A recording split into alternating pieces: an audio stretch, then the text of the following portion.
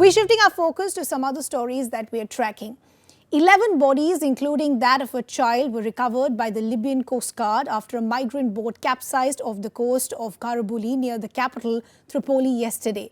The migrants were from Pakistan, Syria, Tunisia and even Egypt. The boat, which was heading towards the Italian coast, was carrying 78 people. 67 people were rescued by the Coast Guard, who are all now back on the shore. The boat was heavily overloaded, and despite the migrant request to lighten the load, the boat driver turned a deaf ear. This year takes the toll to 57 after 2 boats sank in the Mediterranean Sea off different towns in western Libya.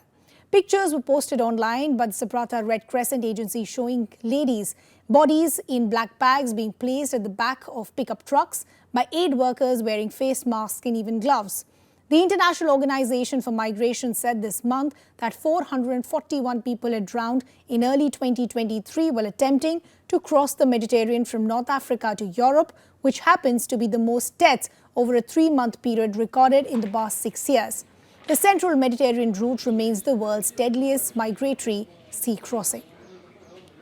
Now let's really understand, why is there a crisis as far as Libya is concerned? Dozens of bodies washed ashore in western Libya after 2 boats carrying migrants sank on Tuesday, according to the Coast Guard. Bassam Mahmoud from Egypt is among those who survived the trip. He says there were about 80 passengers on board, destined for Europe. An argument broke out while the boat was sinking, he says, but the man in charge refused to stop. A child was among the bodies recovered, according to the Coast Guard. The migrants were from Pakistan, Syria, Tunisia, and Egypt. A Red Crescent aid worker said dozens more were recovered in western Tripoli in the past 6 days, all from one boat. They said they expected to find even more bodies in the coming days.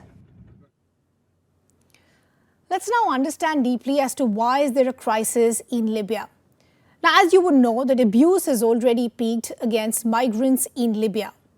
Refugees have also been ravaged in conflicted areas around Libya. Lawlessness, impunity has also allowed gangs to thrive. Migrants and refugees today are having to live in fear of gangs.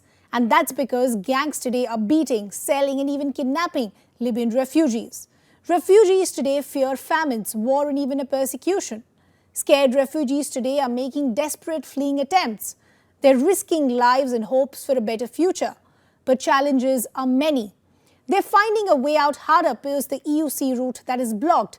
Intercepts put in place to spot fleeing migrants, intercept spot refugees, force them back into Libya, which means 60,000 refugees have been sent back to Libya since 2016, and that's the data that we're getting from Amnesty. 5,709 vulnerable refugees evacuated from Libya since 2017.